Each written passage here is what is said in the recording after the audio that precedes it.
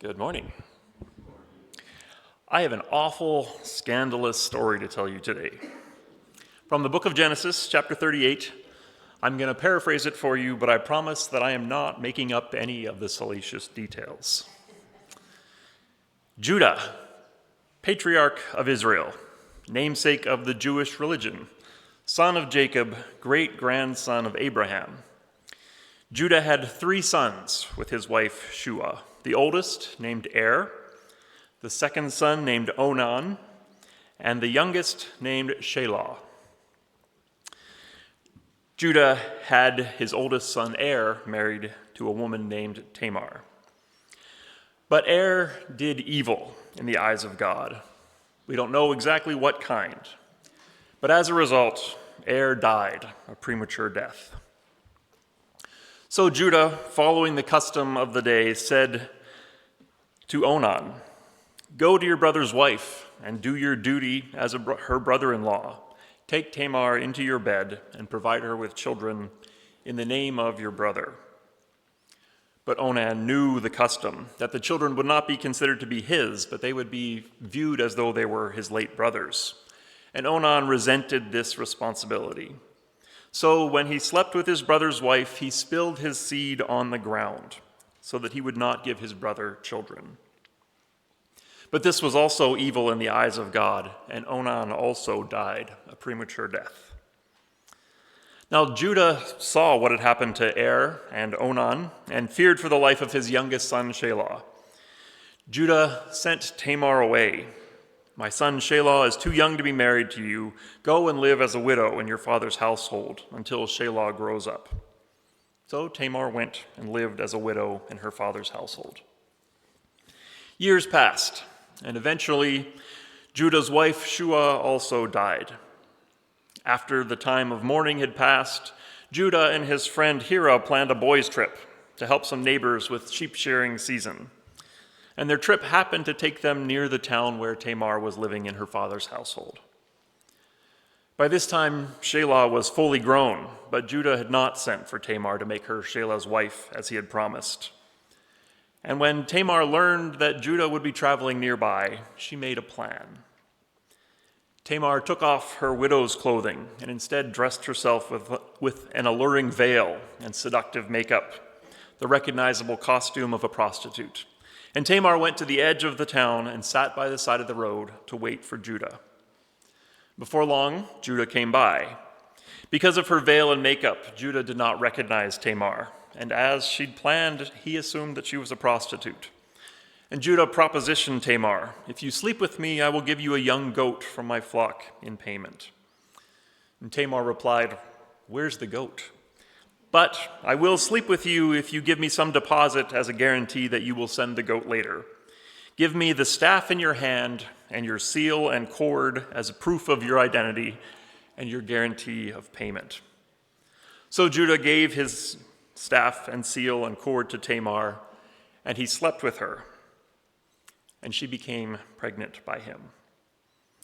Afterwards, Tamar went back to living as a widow in her father's house. And Judah kept his word and sent a messenger with the goat as payment. But the messenger was unable to find the town prostitute, and the locals insisted that there was no such woman in their town. About 3 months later, a rumor came to Judah. "Your daughter-in-law Tamar, she's become a prostitute and is now pregnant because of it." Judah was incensed. "Bring her here," he said, "that she may be burned, in keeping with the law." When Tamar was brought before Judah, she was indeed pregnant. But she produced a staff and a seal and cord. "I'm pregnant by the man who owns these things." Judah recognized his guarantees and took responsibility. "Tamar is blameless," he said. "This is my fault, because I did not keep my promise or the tradition to provide my son Shelah to marry her." And Judah took Tamar into his household and raised her twin sons as his own, for that is what they were. And in time, Judah's illegitimate sons and their fake prostitute mother wove themselves into the royal line of the nation of Israel, direct ancestors of the great King David himself. I know what you're thinking. What? Why? Why would you tell us this incredibly messed up story on an otherwise perfectly fine Sunday morning church service? Partly because I wanted you to pay attention. Shock value is sometimes an effective preaching strategy. For real, though, I have two reasons for telling you this story. First, pay attention to what has not happened with this story, because this is a story of heterosexuality gone wrong. We see manipulation and lust and seduction and shame, solicitation of a prostitute, so much manipulation and sexual deviance and forced intercourse. And we see the results, the stream of broken lives, illegitimate children, a seriously messed up family. These straight people are out of control. Look at that lifestyle. Heterosexual practices and cultural norms have disastrous consequences, clearly. And yet, no one condemns heterosexuality as a whole because of this story. It seems weird that I'm even describing this as a story about heterosexuality, because surely that is not the point. This is about Judah and Tamar and poor choices and selfishness and sin. What does sexual orientation have to do with it? Well, have you heard of Sodom and Gomorrah? That's a story from the same book of Genesis, just 2 generations prior. Another story of sexuality being used to abuse and manipulate in horrible ways. Why is Sodom more famous than Tamar? That story has been a noose around the neck of homosexuality ever since. Sodomy is still used as a legal term in many places.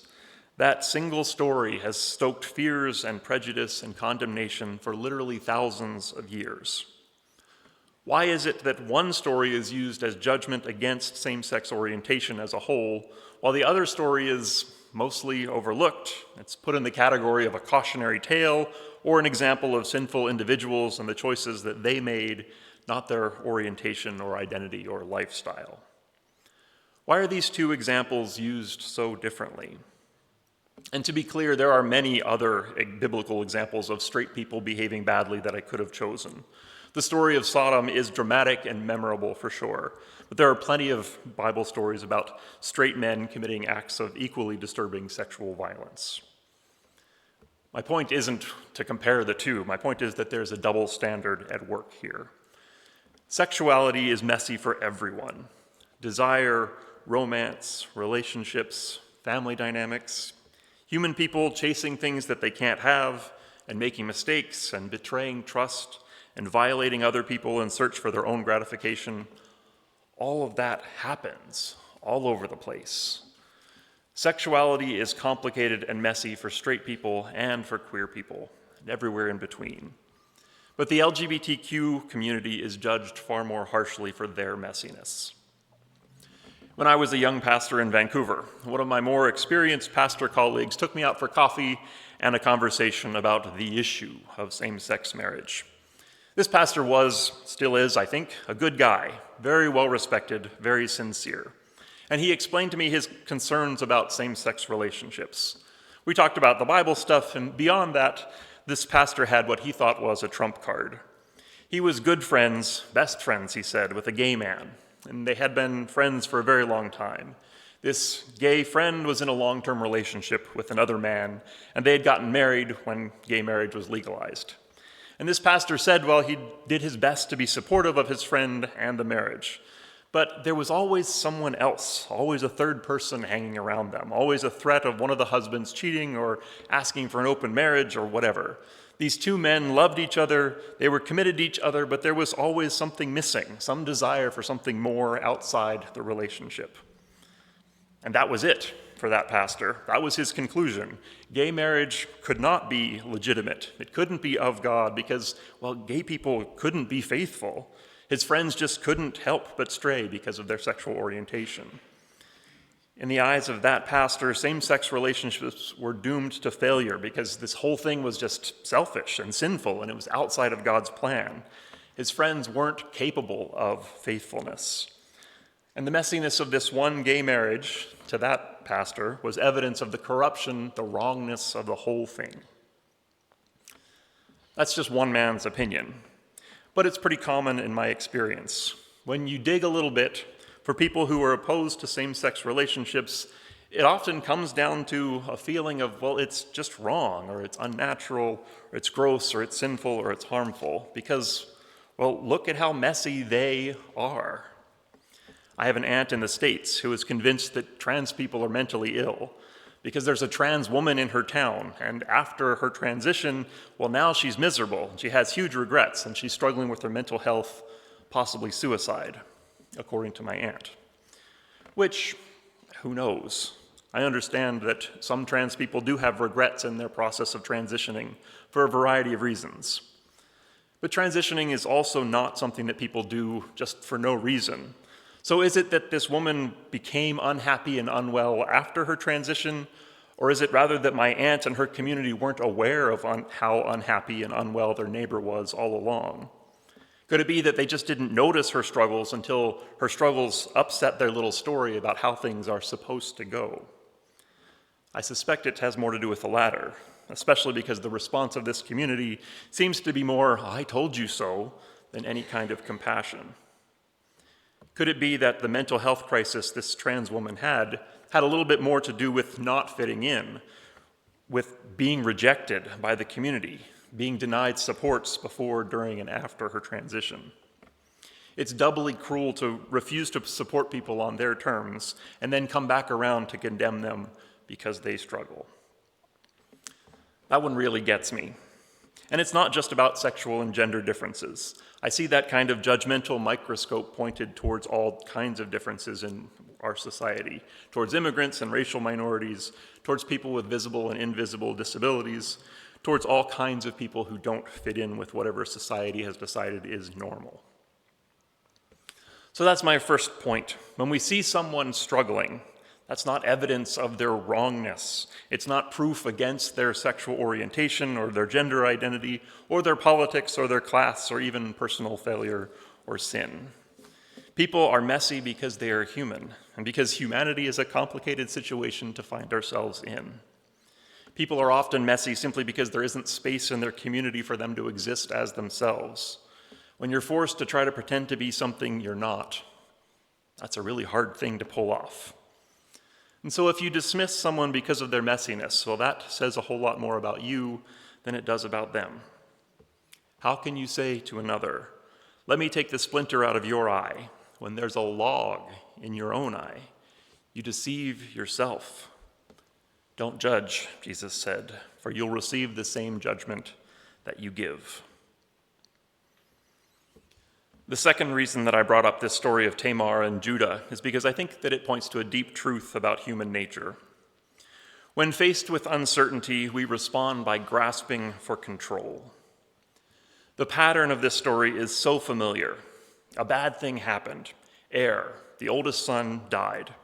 And we don't know why, but it was a tragedy for this family. The firstborn, that was the plan. He was the heir. He was the breadwinner. He was the guarantee of security in the present and in the future. And then suddenly, he's just gone, leaving chaos, uncertainty, the potential ruin of the whole family. What's going to become of us? The uncertainty was overwhelming. And so Judah's family did what humans do: explanations and solutions. Why did this happen? Well, clearly it's immorality of some sort. This must be God's judgment. Deserved it. What actually happened didn't matter. That's why they didn't tell us what happened. What mattered was that they came up with a story that made it make sense, an explanation that they could stand on in order to move forward. And that story led to a solution. Next man up. Onan, you're the oldest now.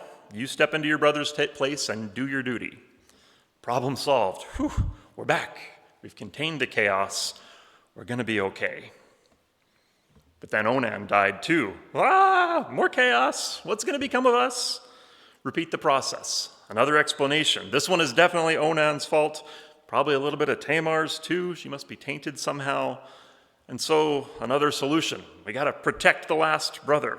Send Tamar away. That will let us ward off the chaos. We will regain control. Except now that chaos has been passed to Tamar. And so she crafts a story. Judah is out to get her. And she plots her solution.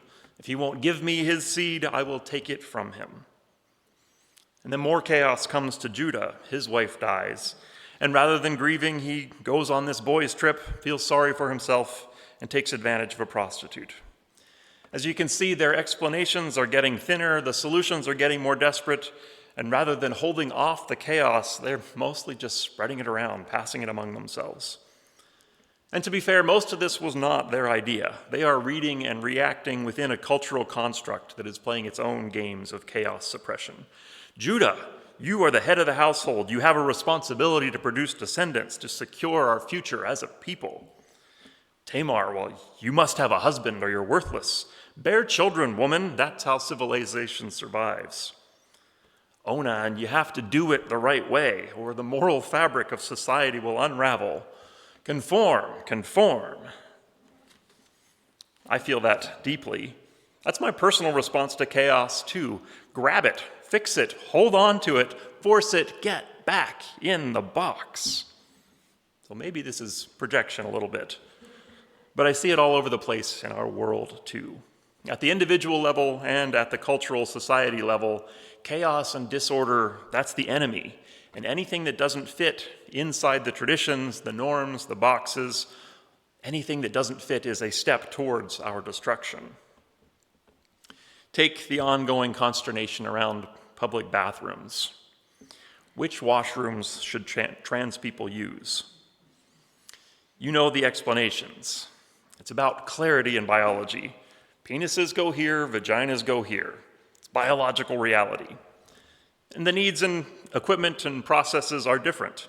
So it does make sense to keep them separate and treat them differently. There is some truth to this one. Urinals are more efficient, for example, and it doesn't make sense to have them in a washroom primarily used by females. Or it's about privacy and comfort. Public bathrooms are awkward and gross. In general, men like me are a lot less careful and thoughtful in the hygiene department and in the respect and personal boundaries department. So there's some truth to these as well. Most of us are trained to go about our business in the bathroom differently based on our gender. We treat and maintain the spaces differently. Bathrooms are not at all sensual, but reproductive organs are involved, and there's potential for violations of intimacy and exposure. And most of us, again, have this social conditioning around gender that makes it really uncomfortable for us to do our business around people of a different gender. That discomfort, the potential for privacy violations, all of that is real and significant. And then there's an argument about public safety. It's about protecting women. It's about protecting children. We can't have predators or perverts sneaking into the wrong bathrooms to peep or spy or assault women and girls. Sorry, there's no truth to this one. Incidents of safety and privacy violations in these spaces are rare. The actual safety risk to everyone is much lower than we think. And in general, trans people are far more likely to be victims of assault than to be the perpetrators. And actual predators are not posing as female to enter women's washrooms. And even if that threat was legitimate, the gender sign on the door is not protection. Enforcement, proof of bad intentions, all of that stuff is problematic. And if men in the women's washroom really is a threat, well, then it must be incredibly dangerous to enter a men's washroom where all those men can go without question. For real, are men and boys less vulnerable in public washrooms than women and girls? No, not really. And that's the ultimate reality here. Public bathrooms are a hot button issue because we are all vulnerable in there. It's awkward and uncomfortable regardless of gender. Violation of privacy is a real concern for everyone. And physical harm, statistically, is not likely at all, but we are physically vulnerable in that space, and so our feelings of vulnerability and discomfort are real and legitimate. And very little in this story has anything to do with trans people. The threats to comfort and privacy and safety would exist even if we pretended that trans people did not. The public bathroom debate isn't about bathrooms, actually. It's about the larger story of convincing ourselves that there is order and control over the chaos. It's about imposing solutions to prove to ourselves that the world makes sense and that we have power to shape it into something that we can manage. If we can impose order, if we can make everything and everyone conform, the vulnerability goes away, and we're going to know that we're going to be okay. Get in the box. And if that doesn't work, well, at least it feels good to have someone to blame. The whole thing is a coping mechanism for life in a world that is complicated and uncomfortable and dangerous. Coping is fine. Coping is necessary. It's a legitimate response to vulnerability. It's just that this particular strategy, coping via conformity, that really hurts a lot of people in the process. So, Pastor, what's your solution? See, we're still playing this game, even in this sermon. I've given an explanation, and now I'm going to at least point towards some solutions, and we will all leave feeling a little bit better, I hope. The game itself is not unhealthy, as long as we recognize what it is that we're doing and understand that this is part of the coping. It's just another story, a good and helpful part of the story, I think. But there's a difference between our stories, the way that we perceive the world, the way we try to bring order to the chaos. There's a difference between our stories and our reality. So yeah, I will add a couple of points towards a solution, fully aware that it doesn't solve anything, but it might make us feel better, and that's not nothing. Here's the first assurance. God is already there in the messiness, in our lack of control. That's the point of the story of Judah and Tamar. That's why it was included in the Bible, in spite of how awful it is. God was there the whole time, not controlling the story, not forcing anyone into their choices, and not preventing anyone from experiencing the consequences of their actions or the consequences of others' actions. This particular story ends with a cute anecdote about the birth of Tamar's twins, the ones conceived through her undercover prostitute seduction of Judah. During the delivery, one of the infants pushed a hand out through the birth canal. And again, birth order mattered a great deal in their culture, so the midwife quickly tied a red string around the wrist to mark the official firstborn. But as the delivery progressed, that hand was pulled back inside, and the other twin was born all the way, ahead of the one with the string on his wrist. Oh no, another mess. Who's the legitimate firstborn? This succession business, that was the root of all of these problems to begin with. And now Tamar's careful solution falls apart. The chaos continues. But this time, Tamar breathes. She laughs at it. As the aggressive twin pushed past his brother to be born first, the midwife exclaimed, "Well, look at that, you've just burst out on your own." And so Tamar named him Perez, which means bursting out. I like it. A coming out story for pride. And the other twin, the one with the red string, the technical firstborn, Tamar named him Zerah, meaning dawn. It's a new day. Reading between the lines, I hear Tamar relax, letting go of that story about firstborns and succession. That doesn't matter nearly so much. It's a new day. We're bursting out. Come what may, the succession stuff will sort itself out without our attempts to control it. That's my take anyway. And it does work itself out. All three of Judah's remaining sons have descendants that grow together into this strong tribe of Judah. And it happens that Perez, the one who burst out of the mold, is the one whose line of descendants produced King David and the royal house of Israel. And symbolically, the crown, that is affirmation of God's presence, that God was in this messiness, that God redeemed it and held it together, that the chaos and consequences were not something to be rejected or feared. God embraced them all and carried on. The invitation to Judah and Tamar and to us was to trade the explanations and the solutions for a better coping mechanism: trust. That's my final offering for today. Conformity won't save us from chaos. Order is very helpful, for sure. I grab my bulletin every Sunday when I come in. It's got an order of service. I know what's going to happen. I love predictability and stability and categories, everything being in its place.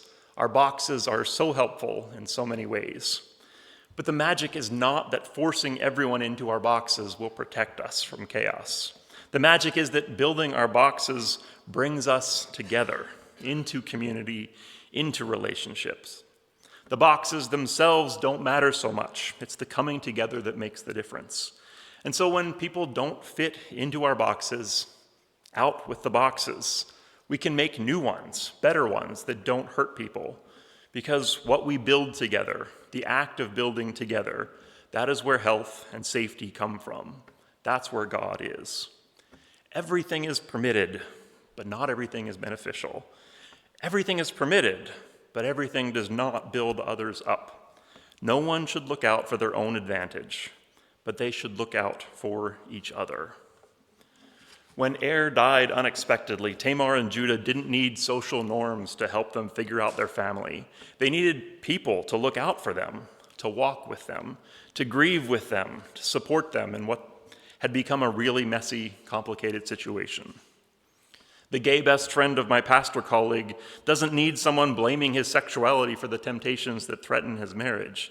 He needs someone to listen, someone to reassure him, someone to point him back towards faithfulness, to help him name and navigate the complicated feelings of attraction and marriage. The trans woman in my aunt's small town doesn't need to be told the right way to live or what she should or shouldn't have done. She needs a community of care to meet her where she is and to show her not control, but trust and support. A trans person doesn't need to be told which bathroom they have to use. They need people who understand that that choice can be legitimately difficult, that living outside the typical binaries is hard. They need people to recognize their vulnerability, theirs and mine, people who are comfortable enough in their own skin to share space with someone who's also just trying to figure themselves out. Because that is what we are all doing here. That's what we all need. Conformity won't save us. Community, care, and compassion, that just might. This is the way of Christ. May it be here among us.